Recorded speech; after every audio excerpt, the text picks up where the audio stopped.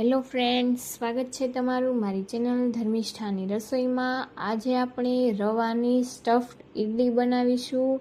તો આ ઇડલી એકદમ ટેસ્ટી અને સ્વાદિષ્ટ બનીને તૈયાર થાય છે। તો વિડીયોમાં એન્ડ સુધી જોડાયેલા રહેજો। આપણે ઇડલી બનાવવા માટે રવો લઈ લેશું। તો આપણે 500 ગ્રામ જેટલો રવો લીધેલો છે, જેમાંથી ટોટલ 6 વ્યક્તિઓ માટેની આપણી ઇડલી છે તે બનીને તૈયાર થશે। અને આપણે 1 વાટકો દહીં લીધેલું છે। રવામાં આપણે દહીં ઉમેરી દઈશું। તો આપણે પોણો વાટકો જેટલું પહેલાં દહીં ઉમેરી મિક્સ કરી લેશું અને બાકીનું દહીં ફરીથી આપણે તેમાં ઉમેરી દઈશું। તો આ રીતે દહીં ઉમેરી અને તેને આ રીતે એકદમ સરસ મિક્સ કરી લેશું। તો આ રીતે થોડું મિક્સ થઈ જાય ત્યારબાદ આપણે બીજું દહીંને પણ ઉમેરી અને મિક્સ કરી લીધેલું। હવે આપણે તેમાં પાણી ઉમેરી દઈશું। તો આપણે થોડું પાણી ઉમેરતા જશી અને મિક્સ કરતા જશી।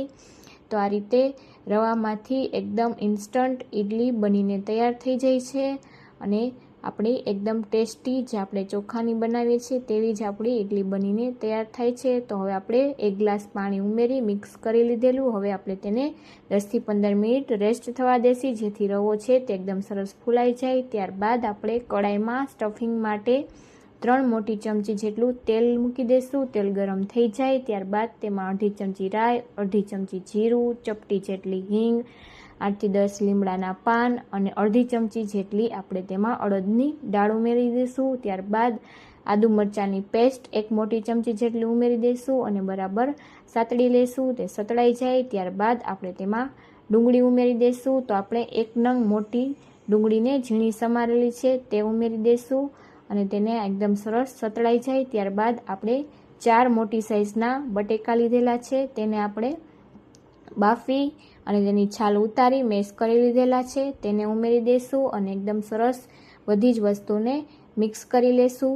તો આપણા ઘરના જ મસાલાથી એકદમ સરસ આપણું સ્ટફિંગ છે તે બનીને તૈયાર થઈ જશે। 1 ચમચી જેટલું લાલ મરચું પાવડર, અડધી ચમચી જેટલી હળદર, અડધી ચમચી જેટલો ગરમ મસાલો, ટેસ્ટ મુજબ મીઠું, 1 ચમચી જેટલું ધાણા જીરું પાવડર, બધી જ વસ્તુ ઉમેરી અને એકદમ સરસ મિક્સ કરી અને આપણે સ્ટફિંગ તૈયાર કરી લઈશું।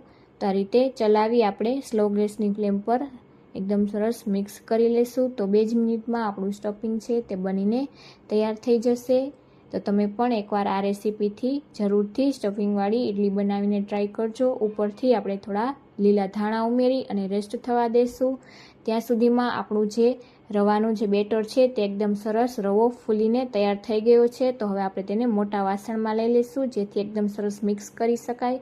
હવે આપણે તેમાં પાણી ઉમેરી અને આપણે ઇડલી માટેનું મીડિયમ થીક બેટર તૈયાર કરવાનું છે। તો આ રીતે આપણે તેમાં પાણી ઉમેરી અને મિક્સ કરી લીધેલું છે, તમે જોઈ શકો છો। હવે તેને સાઈડમાં રાખી આપણે સ્ટફિંગ તૈયાર કરેલું હતું તેમાંથી આપણે નાની આપણે ટિક્કી વાળી લેશું કે આ રીતની થેપલી આપણે વાળી લેશું, જેથી કરીને આપણે બેટરમાં અંદર મૂકી શકાય। તો આ રીતની નાની મોટી તમારે જે રીતની આ રીતે ટિક્કી બનાવી હોય એ રીતે આપણે બનાવી લેવાની। તો એકદમ સરસ ખાવામાં ટેસ્ટી, જ્યારે શાક રોટલી ખાવાની ઈચ્છા ન હોય ત્યારે આ રીતે એકવાર ઇડલી જરૂરથી બનાવીને ટ્રાય કરજો। તો આપણે આ રીતે ટિક્કીને બનાવીને તૈયાર કરી લીધી। હવે આપણે પ્લેટમાં તેલ આપણે લગાવી દઈશું, જેથી કરીને ઇડલી છે તે જલ્દીથી એકદમ સરસ બહાર આવી જાય। હવે આપણે ટેસ્ટ મુજબ મીઠું ઉમેરી દઈશું બેટરમાં અને આપણે 1 પેકેટ જેટલો ઈનો લીધેલો છે, રેગ્યુલર ઈનો, તમે લીંબુ ફ્લેવરનો પણ લઈ શકો। હવે આપણે થોડું પાણી ઉમેરી તેને એકદમ સરસ એક જ દિશામાં ચલાવી અને ફેટી લેશી। તો આપણું બેટર છે તે ઇડલી માટે એકદમ સરસ પરફેક્ટ તૈયાર છે। હવે આપણે બેટરને ઉમેરી દઈશું આ રીતે ઇડલીના મોલ્ડમાં। તો આ રીતે આપણે થોડું જ બેટર પહેલાં ઉમેરીશું। તો આ રીતે અડધા ચમચા જેટલું આપણે બેટર ઉમેરી દઈશું। ત્યારબાદ આપણે જે તૈયાર કરેલી ટિક્કી છે તે ટિક્કીને વચ્ચે બધામાં આ રીતે મૂકી દઈશું અને ત્યારબાદ ફરીથી ઉપરથી બેટર ઉમેરી અને કવર કરી લઈશું।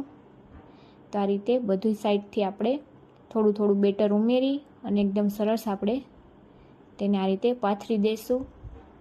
તો જો તમને મારી આ રેસીપી ગમી હોય તો વિડીયોને લાઈક કરજો અને કોમેન્ટમાં જણાવવાનું ભૂલતા નહીં કે તમને મારી આ રેસીપી કેવી લાગી।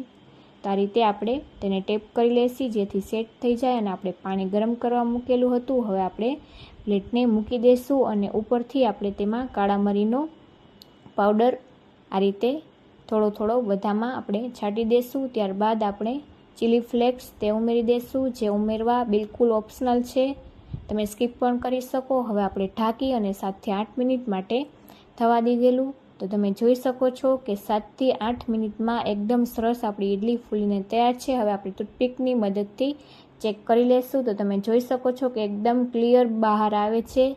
તો આપણી ઇડલી છે તે એકદમ પરફેક્ટ રીતે થઈ ગઈ છે. હવે આપણે તેને થોડી વાર માટે ઠરવા દેશી, જેથી કરીને વરાળ નીકળી જાય અને એકદમ સરસ ઇડલી ઝટપટથી બહાર આવી જાય. હવે આપણે આ રીતે કિનારીથી તેને બધી જ ઇડલીને બહાર લઈ લેશું. તો તમે જોઈ શકો છો કે આપણી સ્ટફિંગથી ભરપૂર ફૂલેલી અને એકદમ પોચી ઇડલી બનીને તૈયાર છે. તો હવે આપણે ઇડલીને સર્વિંગ પ્લેટમાં લઈ લેશું. તો તમે ટોમેટો કેચઅપ સાથે, સાંભાર સાથે કે ટમેટાની ચટણી સાથે સર્વ કરી શકો છો. જો તમને મારી આ રેસીપી ગમી હોય તો વિડીયોને લાઇક કરજો, તમારા ફ્રેન્ડ્સ અને ફેમિલીમાં શેર કરજો. અને જો હજુ સુધી ચેનલને સબસ્ક્રાઈબ ન કરી હોય તો સબસ્ક્રાઈબ કરી લેજો, જેથી અવનવી રેસીપીઓ તમને મળતી રહે. Thank you for watching.